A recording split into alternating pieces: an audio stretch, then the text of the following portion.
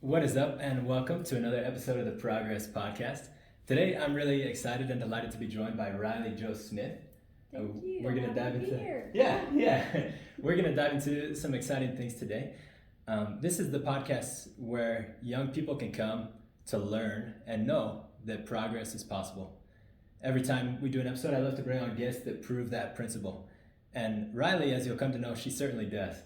And so, as you're listening today, we just want you to know that you do have a purpose, and that whatever circumstance you are in your life, it can change.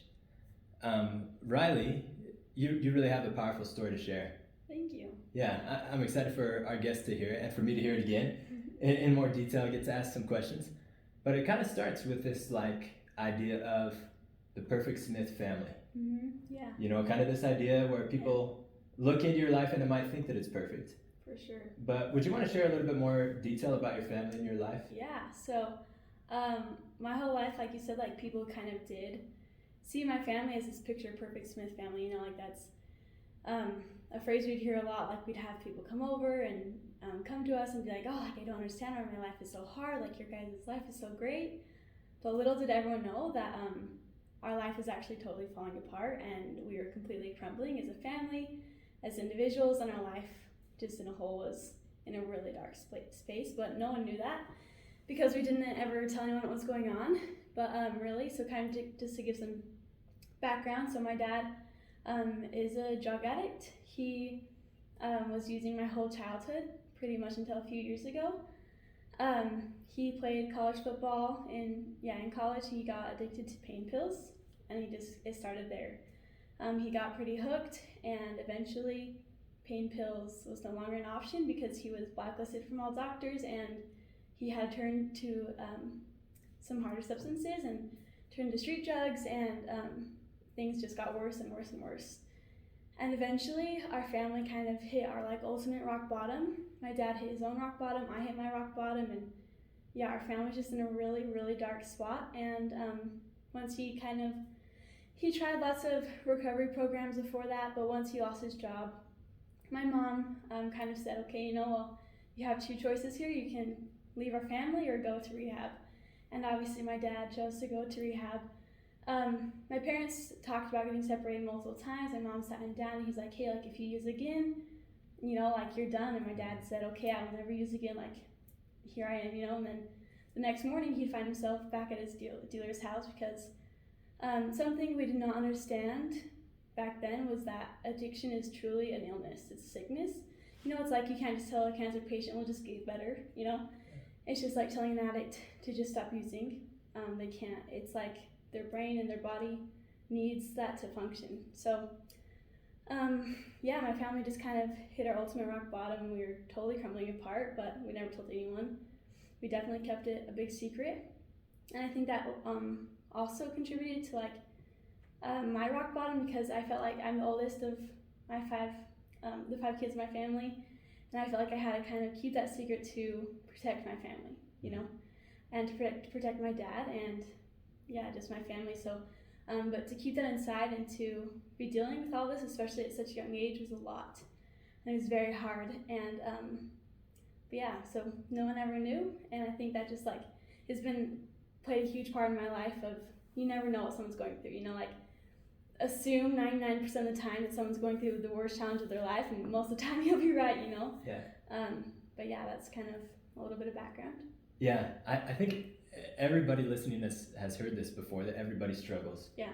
And everybody goes through hard things, but we just do not know how real and how deep that is. I'm curious, during this time you're growing up and nobody outside your family knows that your dad is struggling. No, yeah. At what point do you know, and how do you find out? Yeah. So I didn't always. Well, actually, my whole family never really knew there was a problem. In the very beginning, my dad just thought actually, all of us kind of thought, he just needs these pain pills. His back hurts, his head, or something. He needed. In the beginning, we didn't think it was a problem, and then as it kind of got worse and worse, we realized, okay, wait, this is actually a problem. But most of my childhood, I never really knew the full truth, but I always knew there was something going on. And I think that that fear of the unknown was almost worse than just knowing, because especially as a little kid, I feel like my mind always went to the worst, you know? Like me and my sister would be upstairs in our room and we just hear our parents like fighting and screaming downstairs, and it's just, you can feel it in the home, you know? Like you can definitely feel it. So I always knew there was something wrong, but I never knew fully the full story. But then as it got worse and the years passed and I got older, I did start to find out more. My parents told me more, and those last probably 5 years of when it was really hard, my parents did fully open up. My dad shared everything, and at that point it was kind of a full family effort to help my dad heal. You know, we were praying for him every single night. We were looking for ways to help him, and yeah, so those last 5 years I kind of knew the fullness of it. But wow, yeah. That's incredible. I think that demonstrates really well a principle that I have come to find out is true, that the truth is medicine. Yeah. Like, the truth is the best medicine. It's true, yeah. And some things can only heal once they're out in the open like that. So that's really a powerful thing. I'm curious, you mentioned it a little bit. What was your role in the family, being the oldest, as things are kind of crumbling around you? How did you adapt to that? How did you? Yeah, so I didn't quickly adapt to that.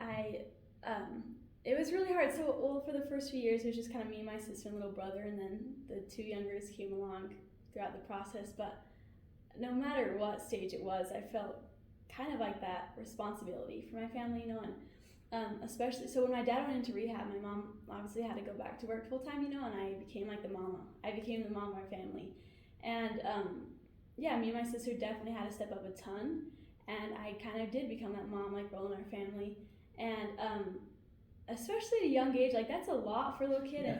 And it built up a lot, you know, and I think that kind of also contributed to my rock bottom, because I just felt like there was so much responsibility and pressure on me that, like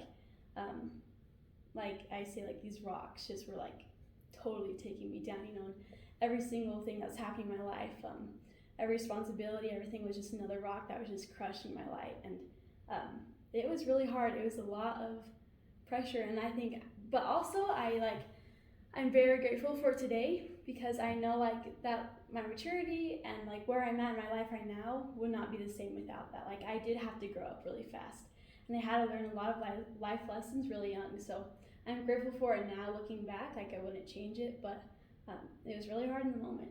Yeah.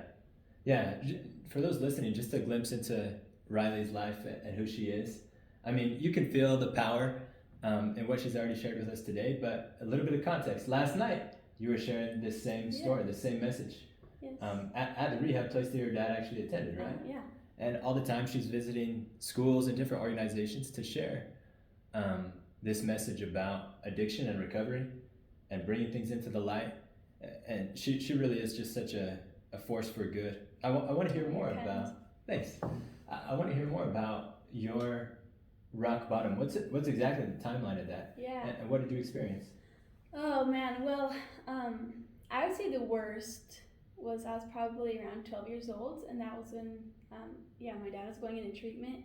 I think, like, I got to a point where I just did not even want to live anymore, and I just, like, have always kind of seen myself as this little light, you know, but that light was gone. Like, I knew I was not Rylee Jo, like, I was not myself, you know, and I honestly just, I don't even know really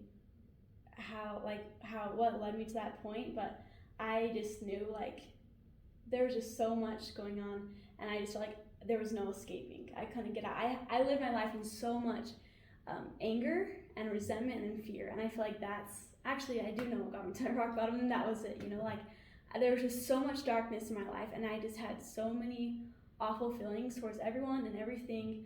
I hated everyone and everything, and I just got to a point where I just did not want to live anymore and did not want to be in that situation and felt like I could not do it. This is 12 years old. Yeah. Wow. So the things that are weighing on you, I imagine, are not only like the really practical chores around the house and keeping things afloat, but like the emotional. Yes. You want to show your younger siblings that everything's okay. It's okay. Yeah, for sure. When at the same time you're a kid and things are not okay. Things are not okay. Yeah, it's very true. Wow. Mm-hmm. What did you do? How did you respond to that in a way that you were able to overcome it? Yeah. So I wrote a song about like this whole journey and experience, and in it I say, the title of it is All Because of You I Grew. And I talk about turning my hate yous into thank yous. So when my dad first went into recovery, my mom wanted me to start going to like these adult team meetings with my sister, and I didn't understand why someone would put me in a room and make me talk about the thing that I hated the most in my life, you know? So I went into that meeting and I just like put my head down on the table and I was like, I'm never coming back here, like I hate this, like get me out of here. Sorry, tell me again, what kind of meeting? An adult team meeting. Okay. So it's like, there's Al-Anon, AA, and Al-Team, just for different, like for families in recovery. Yeah. So it's not just your dad going into recovery, it's kind of the whole family. Kind of went into recovery, okay. Yes. Yeah. We decided this was going to be a team effort, and we knew that was the best way for my dad to help him heal and to help us heal as a family. We knew that there's a lot of healing that needed to go on other than just my dad. So we all kind of jumped into recovery, even though I did not want to. Yeah, sounds like you did not enjoy it. Yeah, so, I think I just had such a closed mind, I had a closed heart, closed mind, and I just lived in that fear and that anger and that bitterness, and then I kind of started to have these experiences, and I think this is where my life and my perspective totally changed. So when my dad went into rehab, I talk about it's like my little like elementary, like the enemies, like someone you don't like, right? Like I had one of these girls, and I see her one day at recess, and I just like had a feeling to go walk up to her. Your enemy? Yes, yeah, like the girl I did not like. And I was like, oh, what the crap? Like, why did I get this feeling? I was like, okay, whatever, I'm just gonna listen to her, I'm just gonna go. So I walked up to her, and I was like, hey, like I just looked at her, and I was like, how are you doing? And she just started bawling, and she just fell into my arms, and she was like, my dad had just been taken into jail this morning. And I was like, my dad was just taken into rehab this morning, and like we made that connection, and we were able to kind of be like a little support system for each other through both what we were going through. And then just so many situations like that. Like I had someone come to me, another girl, and she was like, I don't understand why your life's so perfect, like my life's so hard. And for the first time I was able to like open up and be vulnerable and actually say, you know what, hey, my life is not perfect, and here's what's going on. And again, she just fell apart, and she started sobbing, and she found that peace and safety and comfort in me, And I just had so many experiences like this where I started to realize, like a saying we say in my family is it God or is it God? Yeah. And I started to realize, okay, you know what? These are not coincidences, and I know that this is not, this is God. And I started to have this little like mental shift of, okay, what if this isn't happening to me and my family, but for us, And as I started to have that change of maybe there's something I'm supposed to learn from this, everything changed. My mind and my heart started to open up, and my circumstances were not changing. My dad was still in rehab. I was still the mom of my house. I was still going through all these hardships, but my focus and my perspective has changed, and that's what changed me. I was able to take those hate yous into thank yous. I was so mad at my mom for staying with my dad. Like I just like wanted her to just get us out of that situation. I was so mad at God for letting that happen to my family, and I was so mad at my dad for using. But through that mental shift of realizing that this was my choice, what I did with this, I could choose to grow from this or just go through this. And I knew that the spot I was in was not working for me, so I wanted to grow from this. So, sorry, this is a long answer for your I love it. question, but so I was able to kind of turn that into thank you, and I was so grateful for my mom for staying with my dad, so grateful for my higher power, for God, for allowing my family to go through this, because we would not be where we are and who we are today without it, and grateful for my dad for being willing to go through this for my family. And that just took those rocks right off, and it totally changed my life. Wow.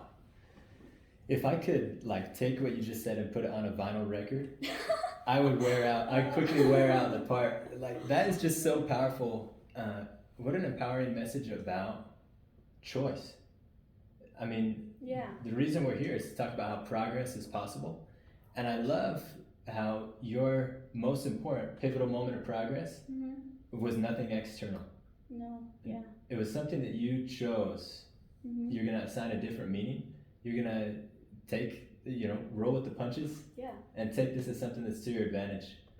I'm curious, I have quite a few questions, but just reflecting on that, I'm curious how you view what your life might be like if you really were the perfect Smith family.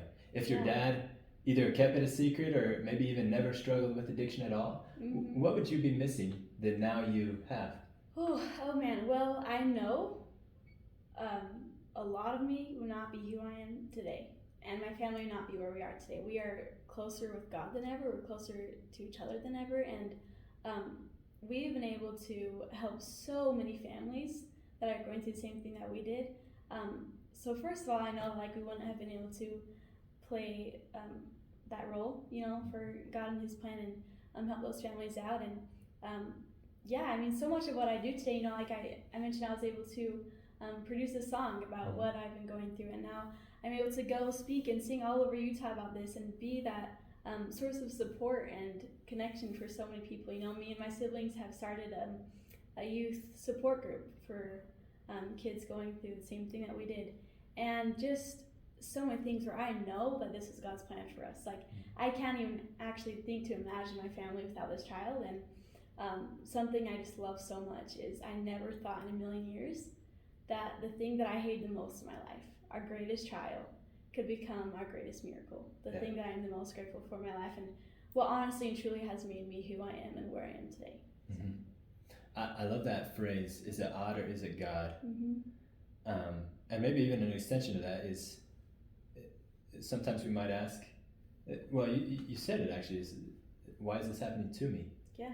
But switching that to why is this happening for me? Is such a powerful thing. Let's talk about your dad just a little bit. Yeah, let's do it. I've been doing my social media stalking in preparation. Perfect. And there's a lot to find because your parents are so proud of you and of your siblings. They're always posting on the football games and the homecoming queen and all those things. And you're acting embarrassed, but I know you love it, right? It's great. My family's just so happy and proud, like, to see like where we are, because we honestly never even thought in a million years that we would be where we are today. So it's been a really cool thing for our family. But yeah, it's beautiful. I've never had the chance to meet your dad, but I can tell just from the things that he puts online, just how good of a man he is. He's incredible. How dedicated he is to your family and to you. But I also want to be honest and talk a little bit about the hurt that he caused. Yeah. And kind of that journey of forgiving him. How did that start for you? Well, you know, like I remember so clearly the day that he like went into rehab, and like we were in my room and he just gave me a hug, and like I think this is the first time ever that I seen my dad just so broken, you know, and he was just sobbing and he's just hugging me and he says, "I am so sorry, Ry." And like I will never forget that moment, and I just like could feel how awful this was for him. I knew in that moment that he did not want me going through this, you know, and I knew that no matter how much he hated the idea of going into rehab and leaving his family for 6 months, that he loved us enough to put himself through that. You know, recovery is not an easy journey. Like, you go through hell in there, you know, but he was willing to do that for us. But you know, I did hold a lot of anger towards my dad for a long time, because in my mind I just thought, like, Dad, you know, like, if you love me enough, you can just stop. Like, it's that simple. Like, just stop, you know, like, why can't you do that? Like, you see that you are destroying our family's life, you know, like you're ruining your relationship with me, with our siblings, with Mom. Like, everything was falling apart, and he saw so clearly how that was destroying us, but he could not stop no matter what. And you know, he talks about this quite a lot, how he spent so many nights laying in bed, like, just praying so hard that someone would come rescue our family from him. You know, like, he knew that he, in his mind, he's like, the only thing that can save my family right now is someone coming to rescue them from me.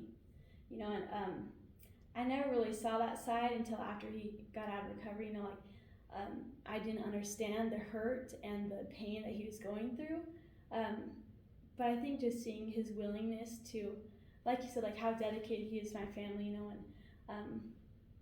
and kind of like that mental shift that I saw, and realizing how grateful I was for this situation. I know that my dad went through everything he went through for a reason. And I know that somewhere in heaven before this life or something, that he volunteered to go through this for my family because he knew that we had a work to be done here. I think that was just kind of a little journey with him. But Yeah. I think I made a mistake in what I said earlier. I want to correct it as soon as possible. I said the hurt that he caused. That's partially true. But it kind of goes back to that idea that addiction it's an illness. Oh, for sure, yeah. And so people really, like, your family was trapped with this burden, but he was trapped with this burden. Yeah. Of not really being who he is and who he was. And there's certainly some societal issues that are also need to be adjusted so that drug addiction is not so accessible, not so so common in our world. I want to go back to that moment where he's telling you goodbye. Yeah. How long was it that you didn't see your dad while he was in rehab? Well, we had like a blackout period. Well, we couldn't have like really any contact with him for like those first 3 months. But he didn't live at home for about a year. Even though like he was in treatment for about 6 months, and he had to do like intensive outpatient. Then he had to live at my grandma's house. And, like he couldn't live back at home for about a year, and that was hard. Like I was so close to my dad. Like as much as like he did hurt our family, and there was so much brokenness going on. Like he was still my daddy, Yeah. Like he was still my dad, and we were so close. And like even though life was always hard, like we always had the best connection. We were so close. So to not have my dad there in the home was a really hard thing. But yeah, it was about a year, I'd say, that before he was back in the home. Wow, that's intense. And I'm curious. I've never really experienced rehab or known somebody who has. On a high level, but what was it like when he finally did come back? Well, you would think it was kind of all like sunshine and flowers. Oh, you're healed, you're sober, but no, it is not. Like it took probably those next couple years were still super hard because my dad was not himself. Like he had for 15 years he had lived with these substances, and like they fueled kind of like his excitement, like so much of like who he was, to have that like totally ripped out of him, and to have him have to now create that on his own. His body to be able to do that was really hard. So he was only kind of focused on his treatment and his recovery and staying sober for those next few years. Like that was kind of like his sole focus and job. Like everything was not pleasant when he came home. Like things were still hard. Yeah. But he was sober, and we were all in recovery. And I think that's kind of like, even though he did go into like in-person treatment, I think that's where our recovery started. Kind of mainly was when he got home. Like we knew that's okay. This is a new leaf. Like let's start this recovery for real. Yeah, getting back to the family man that he is. That's huge. That's huge. Yeah, I don't think we can really appreciate how much it alters your brain chemistry. For sure. How reliant you can become on those things. But the role that education can play is really pivotal. I'm sure that there were some coping skills and some different things that he learned in therapy. Has he shared any of those with you? Yeah, I mean, I don't know if you're familiar with the 12 steps. A little bit, yeah. First step is surrender, right? Yes, yeah. Or like even, I think this is just my favorite principle. It's like living by the serenity prayer of God grant me the serenity to accept the things I cannot change, courage to change the things I can, and wisdom to know the difference. Yeah. Like I love that so much. I think that's like kind of what my family has decided to live by, realizing like, okay, like the only thing and the only person I'll ever be able to control in my life is myself. Realizing that everything outside of that bubble is outside of my control. So I have to take the courage to change what I can, which is myself, and focus on that. And that's been my favorite principle that we learned. But I think just the 12 steps and the little like one-liners of the liners that he's brought home, from like, one day at a time, is it God or is it God?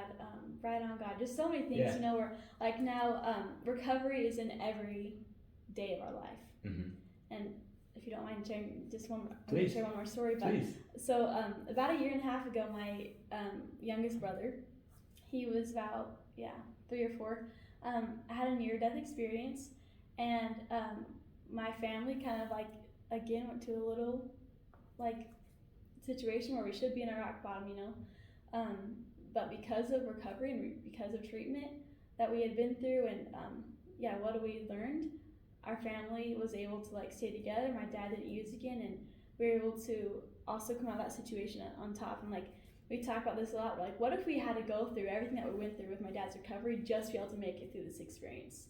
You know, and that's just like one small example, but yeah, like recovery has totally changed who my family is and how we live our everyday life. Like we include it in every single thing that we do now. So yeah, it's almost like it is a like full-time job or a yes, lifestyle. It's a lifestyle for sure, 100%. Yeah, That's cool, and it's contagious. Like the principles, it sounds like your dad just kind of shared them with you, and I'm sure it'll make a difference with your family and yeah, I hope so. Yeah. people in your life.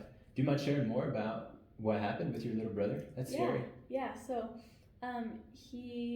it started just like with a cold sore on his chin, and then it kind of spread to his whole body, and his body, like by the end, was just totally covered in these open wound blisters, and like his body started like kind of eating himself, you know, and then he went septic on top of that, and he kind of like the doctors, we had like the best doctors from all over the nation come, and no one could figure out what this was. Like this is a totally new disease that no one had ever seen before, and they could not figure it out. But he was non-responsive for a little week, and we were told that we were supposed to say our goodbyes to him. So I took all my siblings to the hospital, and we kind of were saying our goodbyes to our brother. And by some miracle, the doctors still do not know how he's alive or what happened, but he was able to wake up the next day and start coming out of that, and now he's a full, healthy boy. But that was a wild ride for sure. Wow, that is intense. I'm starting to understand now what you said about how your experience with your dad might have prepared you for that. Yeah. I mean, someone coming so close twice to the edge of losing somebody you love so much, that certainly would change you. Yeah. I know that faith is a huge part of your life, a huge part of your recovery, and you've had experiences that the hand of God just becomes super clear. For sure. Would you want to share a little bit more about that? Yeah. Well, I think for a long time, like I kind of shared, like I had a lot of anger towards God because I didn't understand like why He would let my family go through something like this. You know, like I was like, why? What did we do to have to go through this? You know, like why in the world, like, are you putting us through this? And like after those mental shifts that I had, I realized how every single thing that happens in life is 100% part of His plan. You know, He was not putting my family through this like to punish us. You know, He was putting us through this because He knew that there was a work my family was supposed to do, and He knew how we'd come out of this and how we were supposed to learn and grow from this. And now my Savior is like my best friend, my favorite person in the whole world. You know, and I think like I've just been able to see His hand in my life every single day since then. And I think also like without Him, I know like I would not be where I am today, but He totally just helped change my perspective, and seeing life through a different lens for sure like has helped me. You know, like seeing, okay, well, something comes into my life, well, what does God need me to learn from this, or what does God need me to do with this? You know, instead of being so angry, learning, okay, you know, I'm just not just gonna just go through this. Heavenly Father needs me to grow through this, so how can I grow? Yeah. Some of those mindset shifts that you shared, even though they're so powerful, they seem so simple too. Yeah, for sure. For those who are listening, could you give us just a glimpse inside like that process? Was it immediate that you started to think differently, or? No, well, you know, I don't know. I described kind of when I started to have those shifts, but you know, one thing I realized, like you've heard me share this before, but I love like this idea I call life like an elevator. You know, like I believe life is like an elevator. You get in that elevator and you decide where you want to go. You know, like you push whatever button you want to, like whatever floor you want to go to, you push that button and you go there, you know? And we're not in control of all the little mechanics behind the elevator. You know, we don't know what God's doing, what's outside of our control. That's all we can control is ourselves, like the serenity prayer. Like we push that button and we decide where we want to go. And if that elevator breaks down, there's stairs right outside the door, you know, that we can just start walking. And like, I think that's just the biggest thing that I've realized in my life is we decide where we go, you know? like my favorite quote, the joy we feel in life has little to do with our circumstances and everything to do with our focus. But we have to be the one to choose, like, okay, this is going to be my focus. This is where I'm going to go today, no matter the circumstances. Yeah, that's incredible. I had an experience that I rarely share about, and in fact, I only share really a small portion of it today, but something happened to me where trust was violated. Somebody that I trusted, my family trusted, and it's an earth-shattering thing. Yeah. At whatever level, and I think a lot of us will experience that at some point. And I too tried to prioritize my faith and my scripture study, my prayer, those kind of things. But never have I felt like God's power or Jesus Christ's power the same as when I was trying to forgive that person and move on from that. At the time I worked at a place that was like 15 minutes from my house, and my drive to work was a sacred time because I turned the radio off and I prayed out loud the whole way to work every day. And on the way home, I usually listen to like some worship music and be kind of like so cool. Vibing, you know what I mean? Yeah. And I mean, that time was painful and it was confusing and I was young and hurting, but I just felt God's power in a way that even now I have trouble like accessing again. And honestly, I feel in a way that's just because I don't need it. Like that hardship was fuel for me spiritually. That's so cool. And it made me rely on God. I really, really needed Him. And that's kind of just a personal or a different version of some of the strength that I see in you and in your family's experience. That you allowed this hardship to be something that actually fueled your flame and your light. Thank you, yeah. Oh yeah, I'm sorry you went through that. I mean, I think every single person listening to this can totally relate in some way or another, you know, no matter what the circumstances, everyone goes through something hard in their lives, you know, and but isn't that cool though, how like in the time where you were most broken, your hardest thing that you're going through, you were able to be the closest to God and to grow your most, you know, and I love it, like that's the purpose of this life, is we come down here to learn and to grow and to get better, you know, we don't come down here just to have an easy, joyful, simple life, because where would that get us, you know, like life's like a hill, like if we're just a car in neutral, you know, like if we're not going uphill, like working to go uphill, we're just gonna roll backwards, and God gave you those mountains because He knew that you could get over them, and He knew that if you couldn't push that gas anymore, then He'd be right there pushing you up that hill, and I think that's so cool. Yeah, and it doesn't, I mean, it's not easy. I'm sure for you it wasn't an easy switch. It's not just like, oh, all of a sudden I'm grateful for this hard. thing. Yes, yeah. But it really is a choice, and sure. kind of sometimes a day-to-day, moment-to-moment choice. And I feel personally like it's still okay to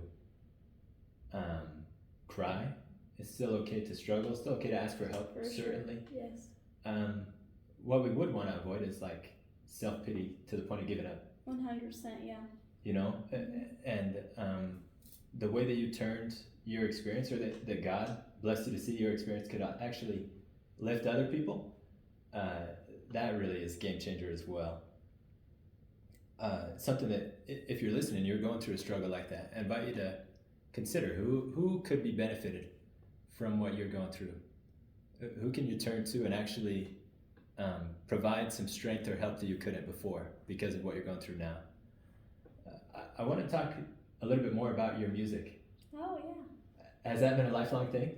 Yeah, I mean, I've been singing, playing music, writing music since the day I could talk. So, really? Yeah, I love music. Yes. What does it feel like for you? You know, music is kind of my therapy, my safe haven. You know, like if I'm going through something in my life, and even if I don't always know how to put into words, or if I don't want to express it, music is always my thing that got me through. You know, like I could put those feelings and those emotions and whatever circumstance I'm going through into those lyrics and into that song, and I could express it that way. You know, and like the song that I wrote about my perspective and my journey through my whole experience with my dad, like it honestly and truly like well, it took me like 20 minutes to write because I just sat down at the piano and I just wrote out like a journal entry, you know, like it did not feel like I was trying to like, come up with these lyrics. Like I honestly just poured my heart out, like wrote that journal entry, and that, music's kind of always been my little safe getaway, my form of therapy, I think. That's so cool. Is there a difference like between creating music and like listening to music for you? Are they both kind of? I think both are so powerful, you know. But yeah, writing music is definitely my go-to, but listening to music for sure.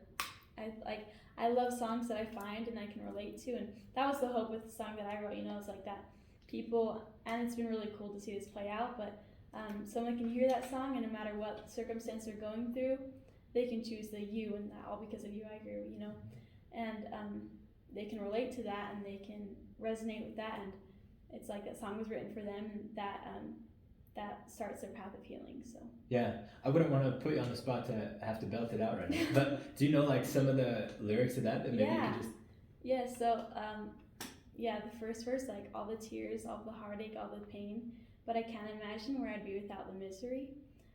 I've been put into the fire, but I'd be a liar if I said I didn't come out better. Ooh. That first verse kind of like summarizes, I guess, my whole perspective now.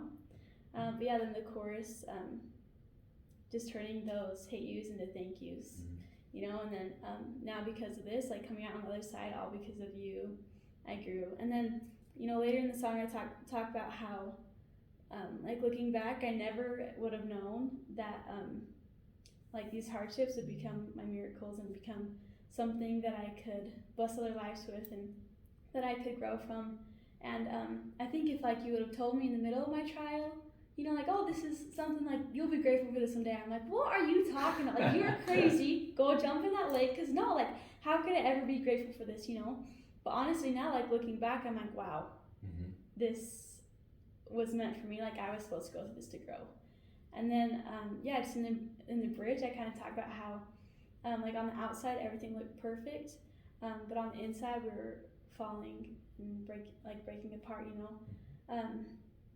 But I talk about how, like, look how this beautiful mess has turned into our own work of art. Yeah. And I think, like, I loved writing that because it is so true. You know, like, this thing that totally was destroying my family has become something that has made us who we are. And, like, this is our own little work of art now, you know? Like, this is my family's purpose now. Like, we've, like, dedicated the rest of our lives to this and to our mission. We know that, we're supposed to go through that, but I would have never thought that mess could turn into that work of art. But I think art has such a beautiful way of communicating things that we can't communicate any other way. Yeah. I mean, we both do some public speaking and some stuff like that, but there's nothing like a song or nothing like a painting or it just hits you differently. It does. You know? Yeah. And you can put years of like experience and inner strength into a 3-minute song, and actually all of it comes through. Like you can feel it all. For sure. Which is really powerful. Music is a very powerful source. But Tell us a little bit about some of your plans with that moving forward. Yeah. So I actually, how that started was I was speaking at something and someone in the crowd heard it, you know, and was able to set me up with this producer to record this and to publish this song, and it has been so cool to see like how. I mean, none of this is me, you know, like this is all God, but to see how this has played a part in my life. And from I do go speak all over and sing my song now and share it, and it's just been so cool to see how the song has played such a device for healing and for hope for those going through trials, you know. And like just last weekend we had a close family friend who passed away from they were an addict and took their own life, and their family, I shared my song with them, and they were convinced like that I wrote that song for them, you know, and which is cool because that was my hope. Like no matter what circumstance, like everyone feels like this song was made for them, and I really do hope to keep sharing that, and I believe that God blessed me with this trial in my life, so I was able to do this work for Him. So yeah. That's really hard. What a way to be prepared for that moment. I mean, life inevitably gets real, It does, for sure. And those are some of the times where like the most powerful connections can happen, where we can see God's involvement the most. Yes, beautifully broken together, you know? Yeah. When I've heard you speak before, you've touched a little bit on this idea of loneliness. Yeah. It's kind of everywhere. For sure. Yep. What are some of the solutions to that feeling of loneliness that you've found through your journey? Yeah, well, you know, I think, like I shared, my family was so scared to tell anyone and everyone about what we were going through. You know, like even our like immediate, like our close family, our grandparents did not know about this. Like no one knew except for our little family. And for a long time it was that way. And then one time my dad like decided it was our family's turn, you know, to speak in sacrament. And he this was towards the end of his recovery, but he was like, okay, you know what? Like this is so scary, but I'm gonna share this. I'm gonna share this hope. And all our family's like, you know, okay. So we were so scared. We were so scared to share this. And you know what? The second we were done with sacrament meeting, a line of people waiting. You know, me too. My mom, my dad, my sister, my brother, you know, like everyone is going, and we knew none of this. You know, like we thought we were the only ones. Like I honestly and truly thought that that no one could ever relate to what we were going through. Like we were the only people going through this, and this is why it's such like a shameful, embarrassing thing. You know, like oh my gosh, we're struggling. But no, like every single person is struggling, and we're all going through something like alone but together, you know. So that was kind of like the start, I guess, of the journey of sharing for my family. And we kind of realized, well, you know what, okay, like this is crazy. Like everyone is going through the same thing, you know. And it's so common. And that we realized that the more we opened up and the more we shared, the more we're able to we're honestly healing for ourselves and healing for other people, and be that source of hope for other people and make those connections, you know. And we realized that keeping those secrets inside just was making us even more sick. And to be able to fully heal, and like we realize now how healthy it is to share, you know. But yeah, it was really cool to see how something we thought was so shameful and we had to keep a secret, that the second we started sharing it, everyone, like, it just opened up and changed everyone's world. So it was really cool. Yeah, as you're sharing that, I have like the visualization of like a dam just like building up and finally bursting. bursting. For sure. And actually so much joy and freedom and relief. Like, peace and relief.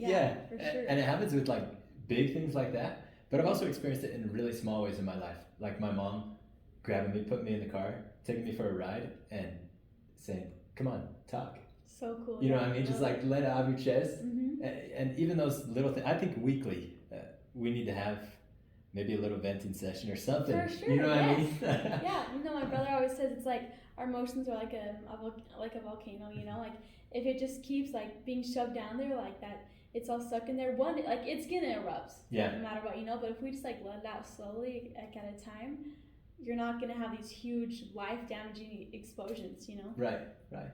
That's cool that your dad was the first one to share. Yeah. And break the silence about that. So scary for him. I'm sure, yeah.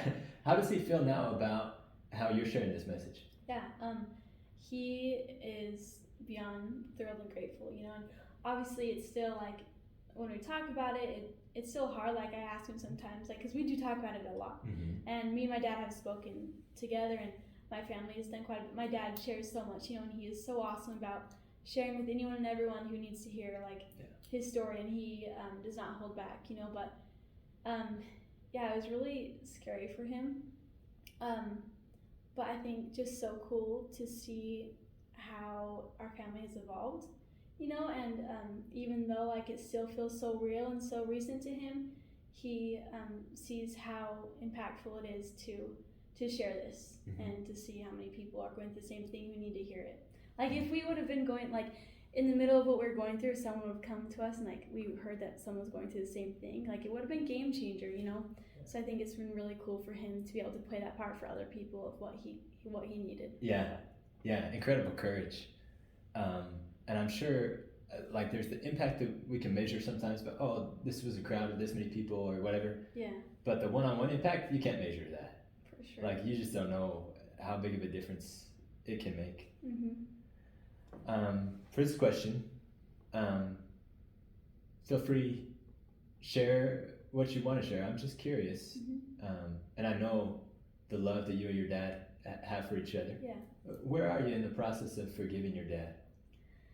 I think I have fully forgiven him, even though it was not hard. You know, like I saw the things that he did to my family and that he did to me, but I think because of God and because of recovery and where I am at now and all my mental shifts, I realize that was not him. First of all, you know, like that was a sickness, and honestly, just so grateful for, like, which is crazy even like now for me to hear me say this, but like I'm so grateful for what our family went through. Like I would not change that for the world, you know. And I knew that my family went through that for a reason, and my dad had to be like, my dad was the one that was like, I got this, like I'm gonna go through this so our family can have this experience. And so I have fully forgiven him now, and like our relationship is honestly closer and stronger than ever before, which is a miracle because it could have been a lot different. But yeah, that really is a miracle. You're getting ready here coming up to share a similar message about your faith and about progress and change in a different way. Would you want to share the exciting news about my mission? Yes. Yeah.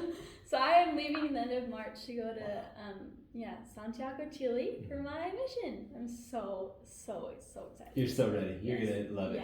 Yeah, I just got back from my mission in October. Oh, so cool. And so a long hiatus from the podcast, but it's interesting to me, like how much I noticed that it's the same thing.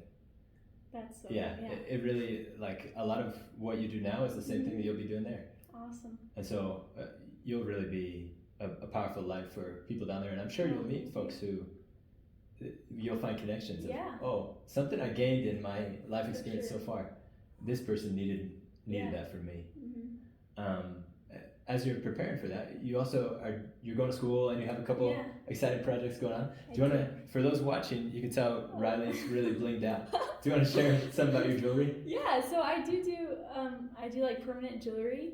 I'm trying to save up for my mission, but yeah, that's been a really cool opportunity for me to be able to do, because especially like things that I'm going through in my life, I have not always had the time for a full-time job, you know, and so it's been really cool to be able to another thing of God's hand in my life, of ways He's kind of just like always been there and helping me out. But yeah, that's one thing that I'm doing right now is permanent jewelry, and it's been awesome. But yeah. Where can people find some of your work?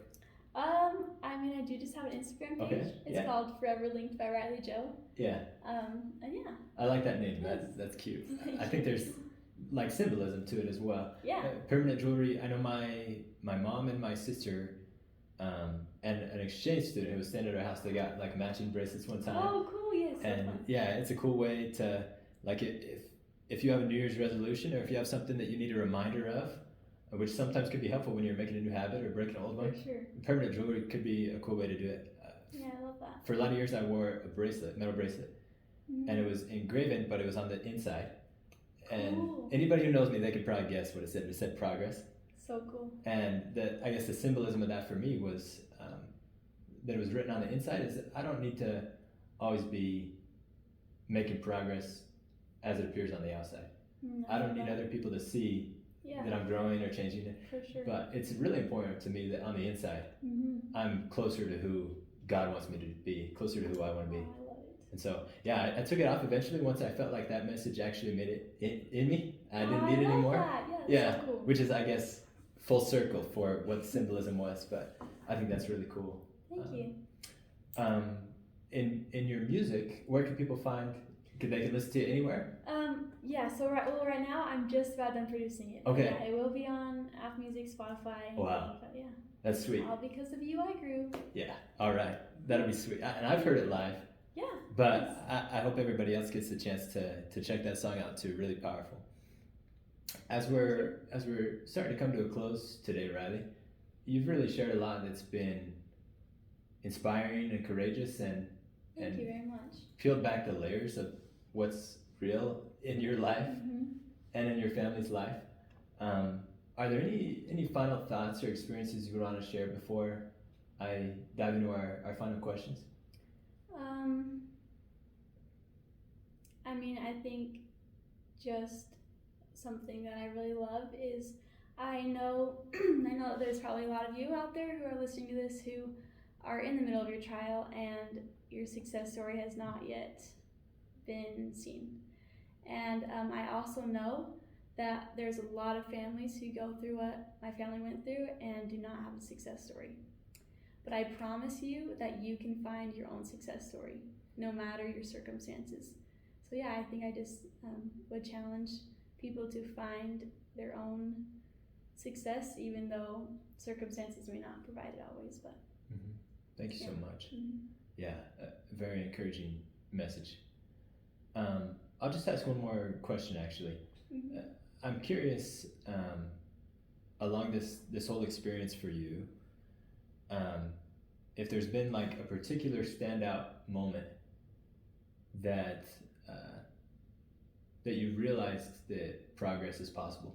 And it could be the moment that you realized, oh, my prayers have been answered, or it could be even early on in the journey where you felt maybe just an assurance or a whisper that things are going to be okay. Yeah. Has there been any moment that really stands out as proven that progress is possible? Yeah.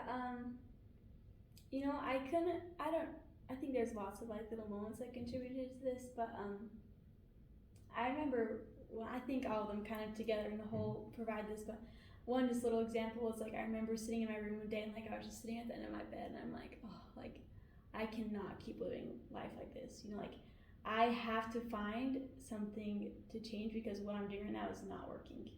And this is kind of like in the middle of my little like realization process, like this isn't happening to me but for me. And I think just having that mindset of, okay, well, like this is my life right now and what I'm doing right now obviously is not working, so I need to find something to change. And I think that's kind of been my whole, like I've kept that with me from here on out. Like my dad always says, like there's no comfort in the growth zone, no growth in the comfort zone. Mm-hmm. And I think like I've seen that in my life like so many times, like even before my mission, like I was finally like I was at college spending my semester at BYU and like I finally like was comfortable with my life there. I loved BYU and I was comfortable. And I called my dad and I was like, oh, I'm leaving on a mission. And I was really struggling with it, like I finally am comfortable in my life. And the second I said that, I was like, oh shoot, like there is no growth in the comfort zone. And I think just having that mindset of, so I'd say no like necessarily one specific moment, but kind of all together in the whole, just realizing that no matter where I am in my life, and I still see this every day, but no matter where I am in my life, even if I'm doing really well, even if I'm not, there's always something I can improve on and I can change on. And the best part, my favorite part about all of this, is I decide. Mm-hmm. I get to choose where I go. I push that button on the elevator and I go there.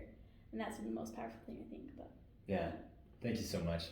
This has just been so inspiring and encouraging. If you need to take the vinyl record and wear it out, this is a great episode to listen to, re-listen to, share, because of what Rylee shared about progress and about our potential. And we don't even always see it, but God does. Yeah. And He gives us custom-made challenges and trials to help us get there. Mm-hmm. And so thank you so much for being here with us. Thank you so much for having me. Yeah. It's been so awesome to share. A great experience. And thank you guys for listening to another episode of the Progress Podcast.